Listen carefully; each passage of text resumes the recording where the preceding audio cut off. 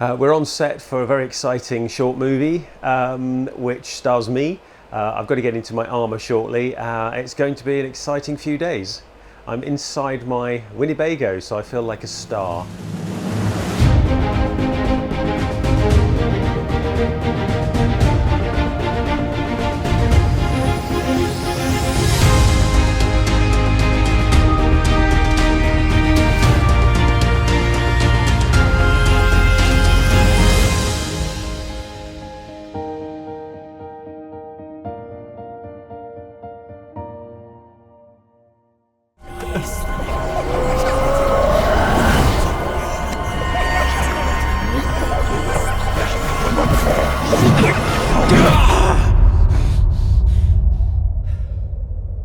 We are using new technology, so we are looking at virtual production, which uses enormous LED screens to project a kind of generated landscape into the background. A little bit like an extremely advanced version of back projection, but the key thing about it is that it's in 3D, so if the camera moves on set, then the whole background moves appropriately to make the parallax work. So it's a very exciting technique, and it's pretty cutting edge. And it's fun that I'm in my authentic medieval harness.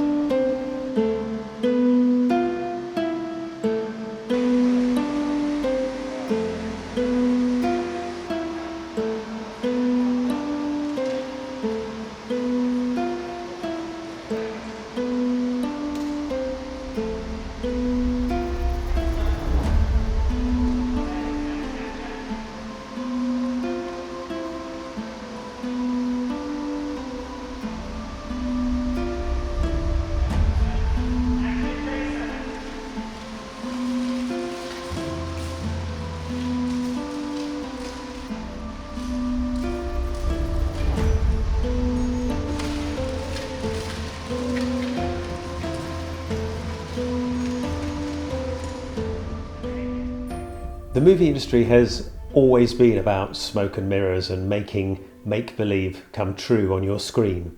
And one of the things that is used all the time at the moment is a thing called green screen. Now, green screen is a technique that's been around for many, many years, and people know a lot about it.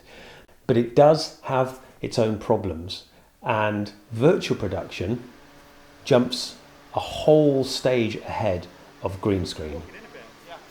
So what is the big difference between green screen and virtual production? Green screen studios are often floor-to-ceiling green. You basically just have a smooth green or sometimes blue or occasionally red background that is then cut out afterwards in what's called post-production, which is when all the computer graphics and all that kind of stuff are put on. And many movies are in post-production for many, many months. In fact, arguably a lot longer than they're in production and actually being filmed.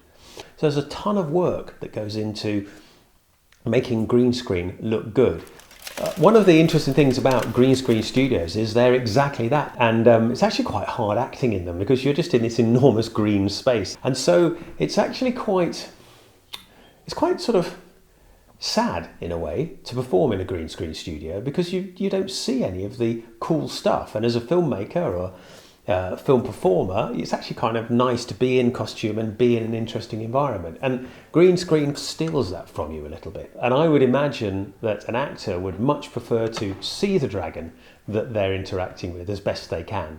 And so virtual production allows you to stand in that fantastic fantasy city for real in a very strange way. And that can be incredibly inspiring. You can see that you're somewhere fantastic.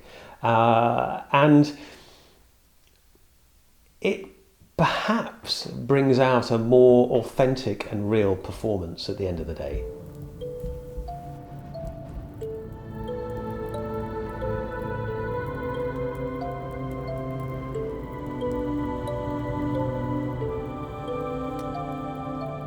Of particular excitement to me as a games maker is that virtual production is all about real-time generation of graphics, which is the computer games industry. The games industry has been creating powerful and immersive and thrilling landscapes for decades now, and obviously the technology has evolved and changed, new consoles have come along, and computers are more and more powerful. And in fact, more and more money is going into computer games and the scale of the environments that they make. And so games engines are being repurposed to generate virtual backdrops for people to perform in front of. Because it has to generate the landscape in real time relative to where the camera is. It actually makes a three-dimensional background behind the performer. And the great thing is the performer can see it, and so can everybody else, rather than an actor in front of a whole pile of green colours and pixels. You actually get to see the landscape that you have been filming straight away. The exciting thing about that is, of course, that Rebellion is a games company, and we know game engines, and we know how it works, we know how to optimize it, and we know how to get the best out of a landscape. And so virtual production for us is not very different than what we do all day, every day on the computer game screen. So if you like, the geeks and the tech heads from the computer games industry are going to be helping the film and television industry to make even better stories.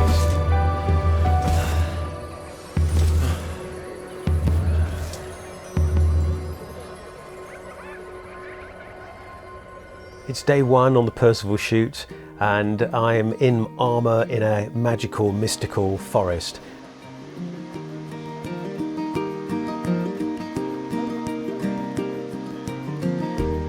And as you can see, people are trundling fake trees and real foliage around to make the foreground work with the background.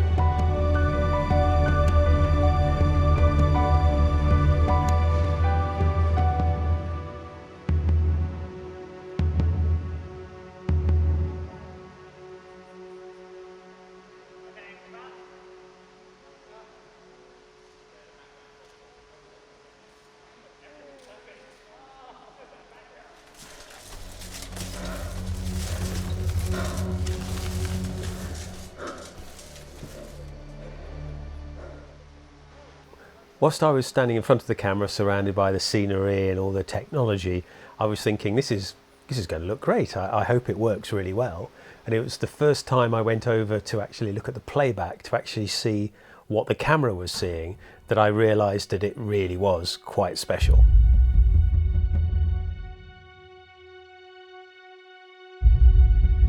Something that fascinates me about the Arthurian myths is how any reader or viewer or watcher of them overlays their own interpretation on the stories.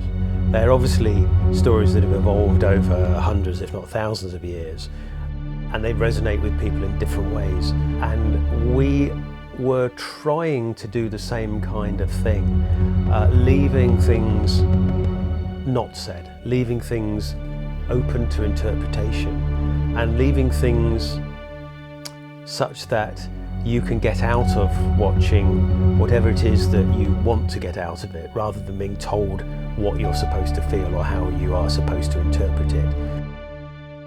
We left things potentially ambiguous, and we didn't explain them. And that was deliberate. That was deliberate because that's what the Arthurian myth and the cycles have always done throughout history. They've always allowed you to interpret it in your own way. And hopefully we've done the same. We were inspired by the works of Sir Thomas Malory, a real medieval knight who wrote The Morte d'Arthur, which is a compilation of earlier stories of King Arthur, but set in a contemporary setting. So obviously for him, that was the 15th century, and my Milanese armour is exactly right for that period of the 15th century.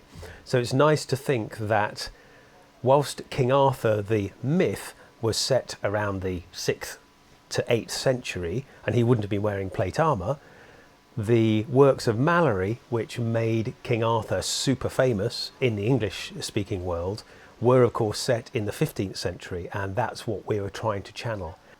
Obviously, we're heavily influenced by other forms of media. So Excalibur is one of my favourite movies, and the Robin of Sherwood tales that are made for TV in England are full of myth and mystery. And we were trying to replicate some of those atmospheres in the short.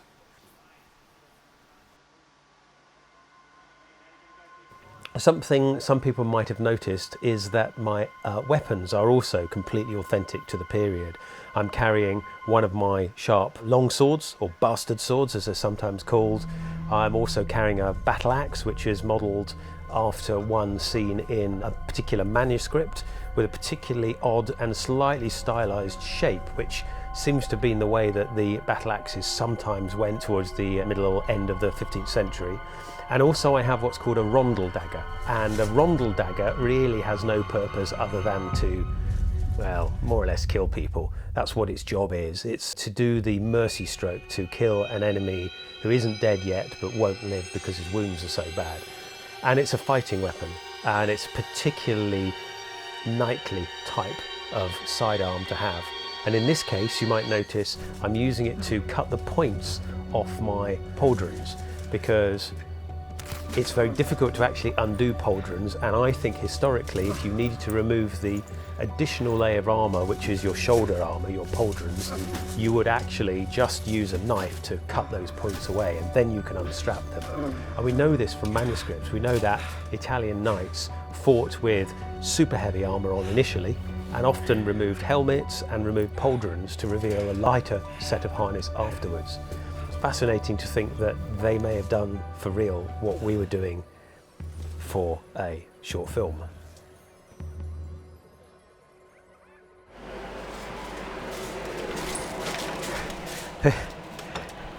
This is my fancy Stars Winnebago. So I've got this for 3 days, which is rather nice, although I haven't had much chance to stand in it and enjoy it. But I've just taken my armour off after quite a long day of hectic getting up and getting down in armour. It's a few minutes worth of film done, but I think it might be quite good from what I'm seeing. So I'm quite excited to see the end results, and I hope you are too. Yeah, but now I've got to get this soaking wet arming jacket off, and the problem is tomorrow this won't have dried out, so this will be a wet arming jacket tomorrow, which is what happens when you take your armour on and off the next day. So, thank you, and see you tomorrow.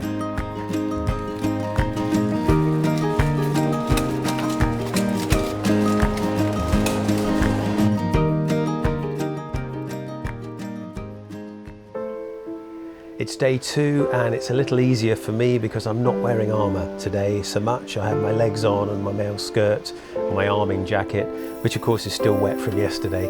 But I'm looking forward to it. There are a few more action sequences in this, and I get to use my sword.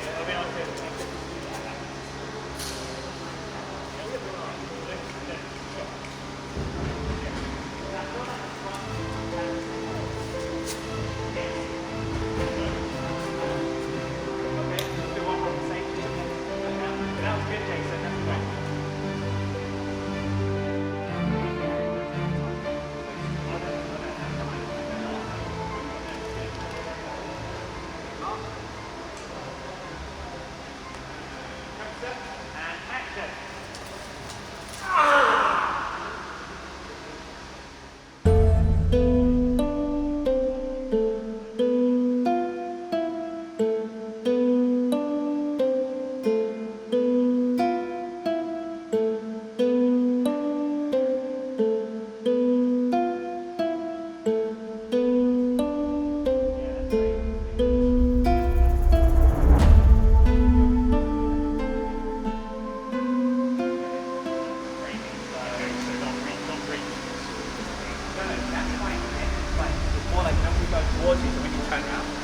Instead of like, I think you got. Okay. Yeah, that's it. Got it.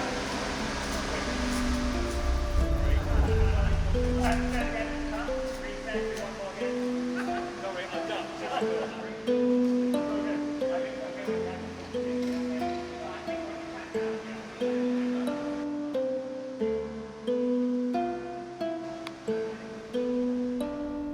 It was great to see Rebellion's VFX team on set as well. They were using the grey and silver balls to pick up different kinds of lighting. And of course they're integral to the process. They did all the preparation beforehand of the environments that I was filming in.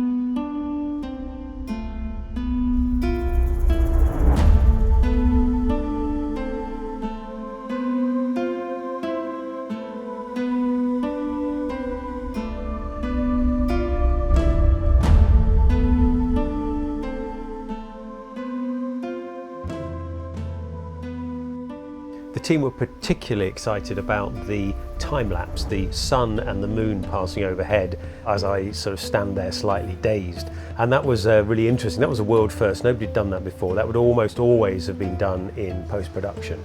But this time we were doing it live with me standing there with the sun and the moon whooshing overhead across the virtual ceiling, lighting me as it passed. So that was really interesting. It was very challenging. We weren't sure whether the effect would work, but I think at the end of the day, it did actually come across quite nicely.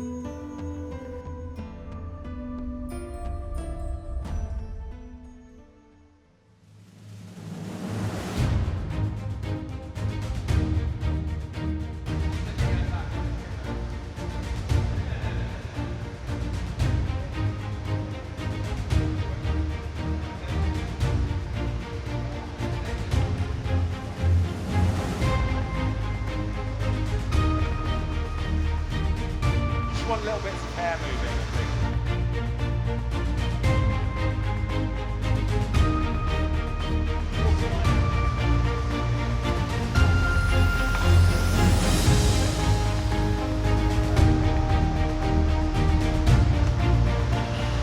The shampoo commercial. Because I'm worth it. Yes.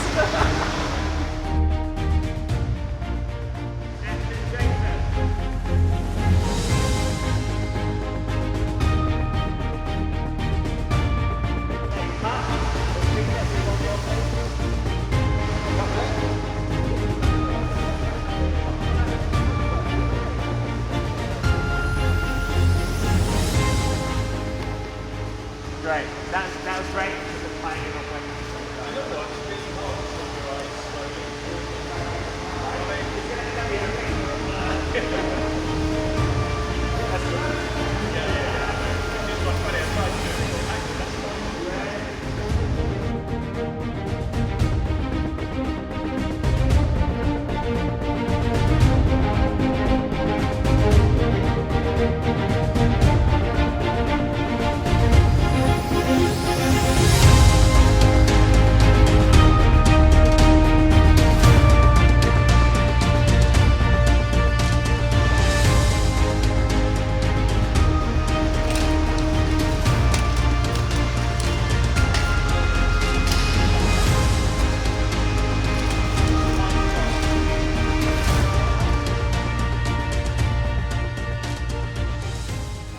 It's the end of day 2 and we're all quite tired, and the magical forest has done its job.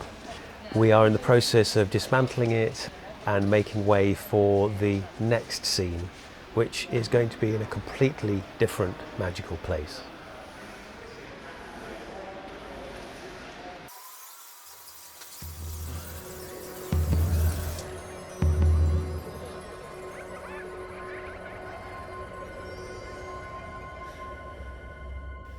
It's the last day of our short 3-day shoot, and I'm excited because we are travelling to a mystical virtual cathedral. The idea here was originally that this would be some kind of forest chapel, very small thing, but the VFX team have turned it into the largest cathedral ever made, or ever not made, I suppose, because it's virtual. So it's different from the forest. We don't have any of the foliage around. The ground is much more solid, and I am looking forward to it. I believe we have some real candles being used as well as virtual candles, so it'll be interesting to see how they manage to match those two visually.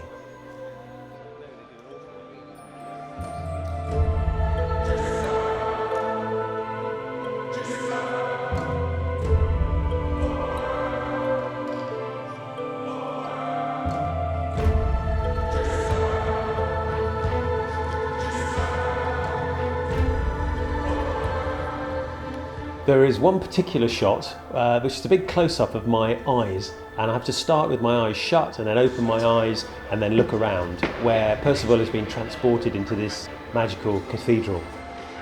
And quite hard to explain, but basically there's very shallow depth of field, so if I moved a few millimetres, well maybe a centimetre or two one way or the other, I'd be out of focus. There was that little light and there was that little depth of field. I had to absolutely freeze in place, and the camera was more or less touching my nose, or at least that's how it felt it was, and it was really quite intrusive. If you think about it, you've got a big camera and all the bits and pieces that go with it, and a camera operator all masked up, not really more than about 3 feet away from me, and I have to stand stock still with my eyes shut and then open my eyes and then perform as the camera moves backwards.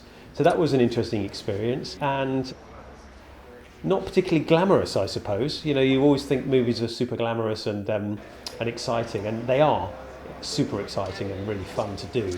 But also, there's a hard work part of it for all of us, and you have to kind of put up with things as well. So a camera right in your face is not particularly nice, to be honest.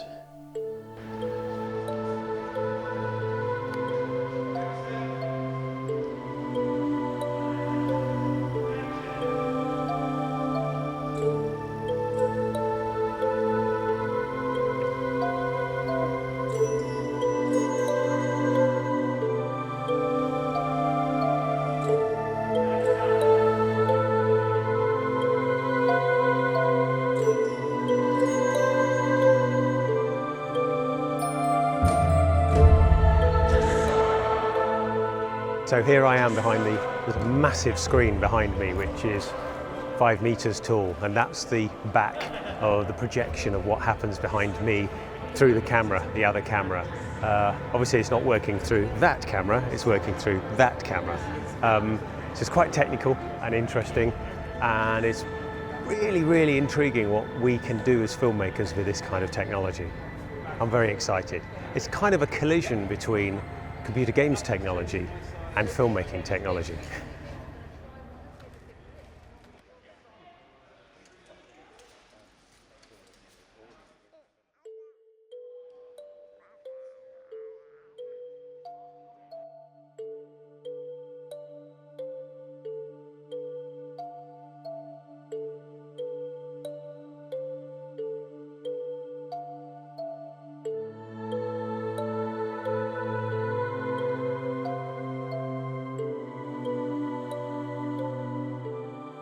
I'm in the middle of preparing for the next shot. They're doing quite a lot of technical tests at the moment, so I have to walk all the way along here, not look down, and hit my mark here, and then spin around, and that has to be coordinated with the camera and the background. So there's quite a lot of technical challenges going on into this shot, but we're quite into the shoot itself, and it's proving to be excellent fun. And what you see as an actor is very different than what the camera sees, so I'm looking forward to seeing the finished product.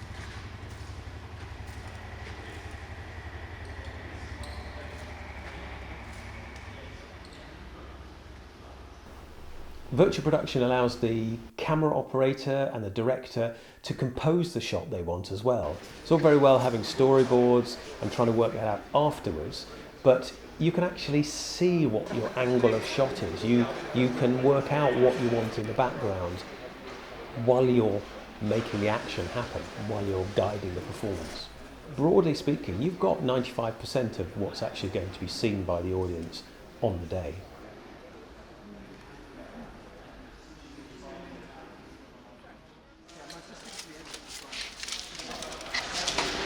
My medieval shoes are not very thick, so walking on big lumps of stone isn't painful, it's just a bit uncomfortable, and it rotates quite a bit, so they're trying to sort it out for me a little bit. Not that I mind, I'll make it work.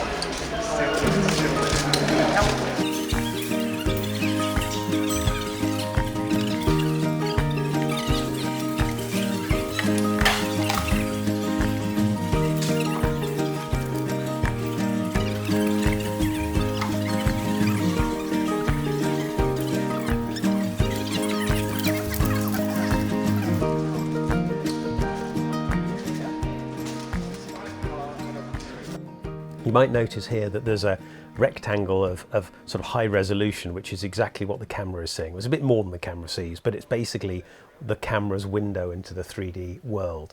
But the rest of the screens are also being carefully calibrated and lit to reflect armour and things in the armour nicely, or in eyes, or whatever it might be. And there are also panels behind the camera which are casting light and reflections from behind the camera onto the armour, because that's important too, along with the ceiling. So the whole thing is being carefully structured and calibrated to make a really good core image that goes into the camera.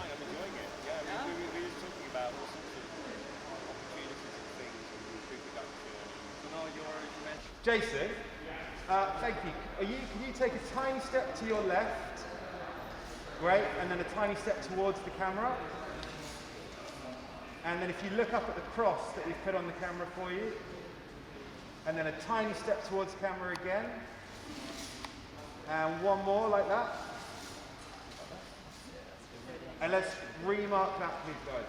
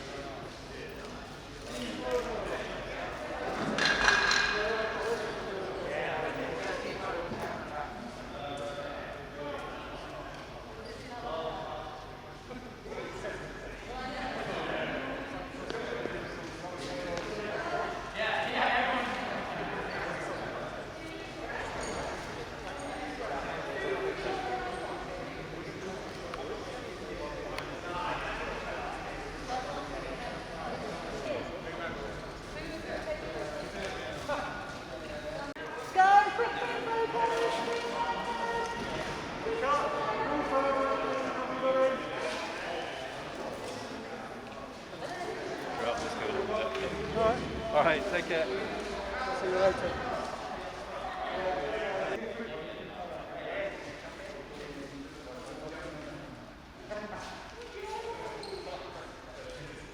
All right, smiles.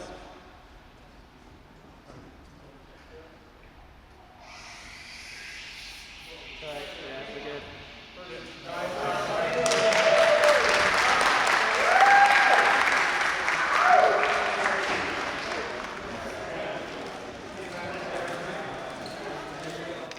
We've just wrapped the 3-day shoot of Percival.